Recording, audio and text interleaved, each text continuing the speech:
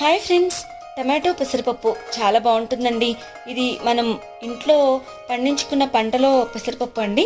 చక్కగా విసురుకొని వేయించుకున్న పప్పు చాలా బాగుంటుంది, చాలా టేస్టీగా ఉంటుంది.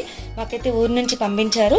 చూసారు కదా, ఈ పెసరపప్పుని జస్ట్ ఇట్లా వాటర్లో క్లీన్ చేసేసుకొని మనం ఒక 1 లీటర్ వాటర్ వేసేసుకోవాలండి. దీనిలో కాస్తంత 1 టీ స్పూన్ ఆయిల్ వేసుకోవాలి. అట్లా చిల్లీస్ ఒక 4 వేసుకొని, ఒక ఆనియన్ కట్ చేసుకొని వేసుకొని 2 టమాటోస్ వేసుకోవాలండి. టమారెంట్ కాస్తంత నానబెట్టుకున్న దాన్ని వేసేసుకోవాలి. అట్లనే ఒక 4 విజిల్స్ వచ్చేంత వరకు మనం వెయిట్ చేద్దాము. 4 విజిల్స్ వచ్చినాక చూద్దామండి. చూసారు కదా, 4 విజిల్స్ వచ్చి ఓపెన్ చేసి చూద్దాం కుక్కర్ని. ఇట్లా ముందు కొంచెం ఉన్న వాటర్ని తీసేసి జస్ట్ రాక్ సాల్ట్ వేసుకొని మనం కాస్తంత రెడ్ చిల్లీ పౌడర్ వేసేసుకొని ఇలాగ క్రష్ చేసుకోవాలి, అంటే రుబ్బుకోవాలి. ఇలా రుబ్బుకున్న తర్వాత కొంచెం వాటర్ ఉంటుంది, ఆ వాటర్ కూడా యాడ్ చేసేసుకోవాలి. కాస్తంత గీ వేసుకోవాలండి. వేడివేడిగా పెసరపప్పు రైస్తో తింటే చాలా బాగుంటుందండి. సమ్మర్ కదండి, చాలా చలవ చేస్తుంది. చిన్నపిల్లలు చాలా ఇష్టంగా తినేస్తారు అన్నమాట.